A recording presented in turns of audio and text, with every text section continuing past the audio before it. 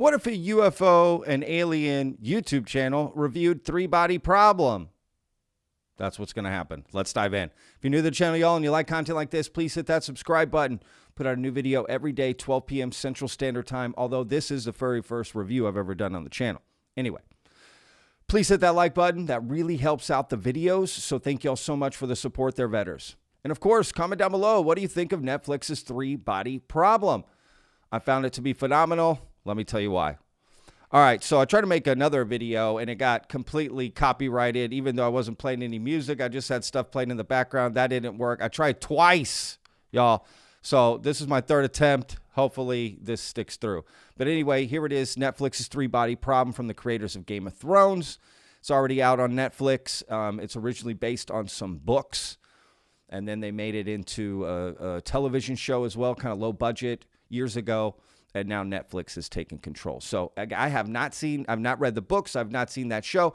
I came into this just fresh, not knowing anything about this, and I thoroughly enjoyed the show. As someone who looks into UFOs and aliens all the time, the storyline was quite unique for me, right? The way again, spoiler alert for this, by the way, the way they attack this, alien problem, if you will, I found it to be quite genius. And basically the story goes is that aliens make contact with Earth, right? And one person on Earth has a decision to make whether or not to respond to them, because in their message they say, if you respond to us, we're coming there. So do not respond, right? Do not send us a reply message or we will come. What happens? This one person decides, hits the button and sends the message, and now aliens are on their way. Right. And what does the three-body problem mean? Basically, the aliens' home planet and their system, they have three bodies, three planetary, bodies floating around, gravitational pull, whatever. It's complete chaos. So they can't really survive. Their species keeps getting sort of wiped out. They have to rebuild over and over, and it's a cycle. So they basically want a way out of that, right? How do they want to solve that system, solve that problem. How can they exist on that planet? So they invite the help of humans by creating this sort of like VR game. You put on this cool helmet and the humans get involved. They don't know what they're doing, but they essentially get them to try to help them solve this problem.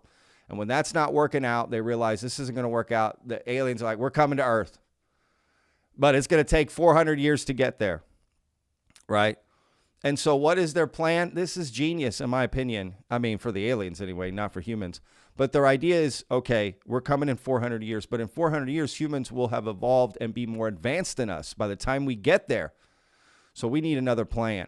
So their plan is to then, because I guess they have these capabilities, their plan is to infiltrate earthly science, right? Scientists that and kind of mess with them mentally and stump scientific progress, right?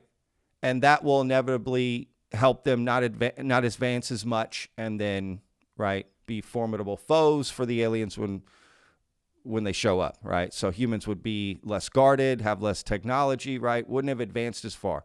It's kind of a genius idea, if you ask me, right? Again, I cover this stuff all the time. I never heard of that. I never heard of that idea, that could happen. And honestly, it seems kind of realistic. That could be a real scenario, right? Because it kind of makes sense. And so you have the entire alien fleet coming towards Earth, and Earthlings immediately panic, right? And they start, in the show anyway, right? The entire planet just starts panicking like crazy. They create this sort of like, I forget what it's called, like off-planet mission objective. I don't know what it is. But basically, they start putting together plans to fight the aliens now, right? Setting up whatever plans they can for the future. So look, for me, again, not basing it off the books or any of the other story, but I thought it was good. It's a very Netflix show. They drop all the episodes. I think it's sitting at like 80% on Rotten Tomatoes, or just around there. So I would probably give it the same score. It's like a 7, 8 out of 10, Definitely well worth watching. I'm definitely looking forward to the second season. The storyline for me is a 10 out of 10, because the storyline's phenomenal. There's some wonky stuff in it, but the acting's good. it leaves me wanting to know what's going to happen for season 2, right? You got aliens, UFOs attacking Earth in a unique way, how it sort of time jumps around and, what's happening, the way the aliens can communicate with humans, the relationship, because there's some humans that join the fight of the aliens. They want to help the aliens, right? Ultimate traitors, imagine. But even they get dismissed by the aliens. We become bugs because they can't understand the concept of lying, of a fairy tale, even just a fairy tale, a fictionalized story. They can't understand that concept, so they just assume, okay, all aliens can't tell or all humans can't tell the truth, therefore you're all bugs. Like, we will eradicate you.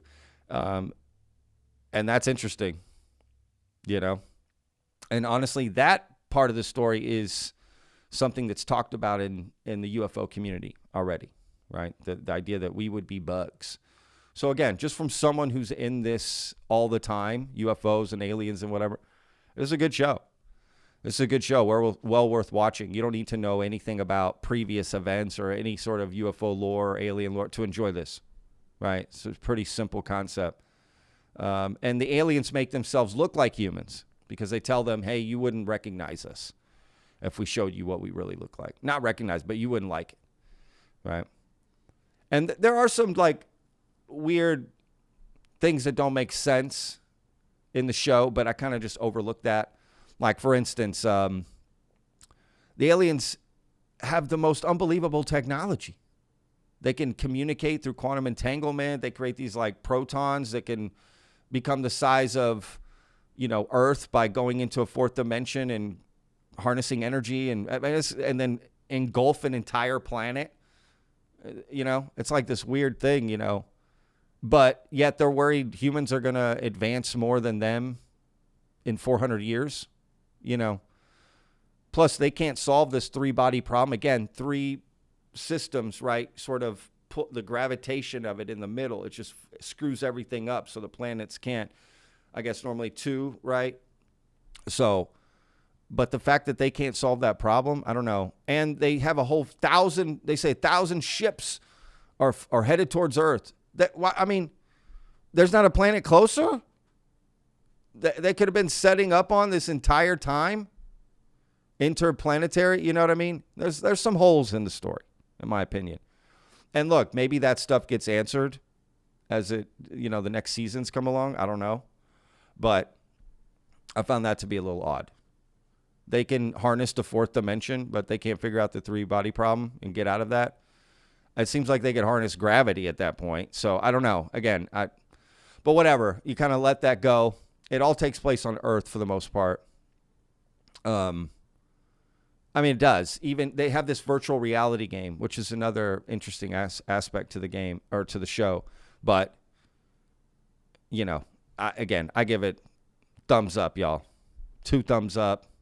I definitely recommend going to, watching this, binging it. I kind of binged it because I was just looking forward to what was going to happen next. It's a Netflix show, right? It's everything you would expect of a Netflix show. It has the Netflix treatment, and it's great. Could they have maybe put out episode week after week and sort of built something? Yeah, that would have been interesting, but whatever, right? They just drop it all and you can watch it all, which I guess I did appreciate. So yeah, I'm looking forward to what comes next. The aliens arriving on Earth, right? Because the way it ends is, again, spoilers. Well, if you're this far, the humans had tried to create some sort of space sail that they were sending out to meet up with the aliens, right? And they had all these nuclear explosions called the staircase. It was set in space, 1,000 of them.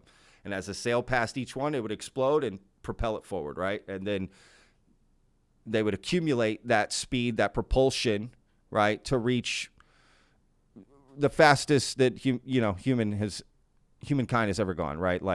I forget the exact number, but it was 0.01% of light speed or 0.1% of light speed or something along those lines. So, and that was the idea. Okay, we'll meet up with them. Let's get this going, right? They just didn't want to slow down, even though it was going to be 400 years for humans to even meet up with the aliens. They were like, nope, let's get this going now. Let's start now building stuff. And they even came up with a way humans did, like, to hibernate. And, you know, that way they'll be there. Some of the humans will be there by the time the aliens get there because they'll only wake up for 1 week out of the year. I mean, what? Like, out of nowhere, they just create this amazing technology to fight the aliens, which I found odd. But, you know, it's a show, right? They got to do these sorts of things. So that's kind of where it's left, right? The aliens are coming for Earth. Our sail that we send out, that doesn't go right? So now that's screwed. And it's kind of like, oh, shit. And they come up with something called the wall facer at the very end, where basically they pick certain people across the globe to create plans in their head only, not repeat it to anybody, right, to defeat the aliens. And whatever they need, they can ask for, and they get it without question, because apparently the aliens can't read minds. But they are watching the globe, watching every conversation, watching all humans, right? But they can't read minds. So they tell these people, hey, come up with the plan in your head. Don't tell anybody. Tell us what you need, and we'll make it happen. So that's interesting. That's an interesting idea. But why can't they read minds? Again, they can access the fourth dimension, do all these other crazy things, but some of the things they can't do is odd. You know, so I don't know. Whatever. It is what it is. It's science fiction. You got to, you know, suspend disbelief for a lot of this stuff. But I got to be honest. It's, again, this is a very real scenario that could happen. Aliens having a problem on their home planet and coming to Earth. And messing with us till they got there. Totally possible. Us getting a signal, right? That's already going to happen, right? And then us responding. I'm telling you, it makes you think. That's why I like the show, because everything that's happening right now, this gets you thinking. So anyway, please check out Netflix's show, Three Body Problem. Again, all the episodes are out, so you can watch it now. And let me know what you guys think in the comments. If some of y'all read the books or the other TV show, what do you think in comparison? I typically, personally, don't like to compare because it's not the same. Like, it doesn't make any sense. But on its own, I like the show. Again, I didn't know anything about it. I just went in. This is all I know about Three Body Problem, the Netflix show. So I did enjoy it. Good acting, good directing. Good set design, production, you know, effects were good. There were some really good scenes of effects. There were some bad ones too, but there were some really cool ones. I got to admit, this boat sort of getting sliced, and that was super cool. Anyway, all right, y'all. We'll see you on tomorrow's video. Remember, 12 p.m. Central Standard Time. Every day's a gift, y'all. Peace.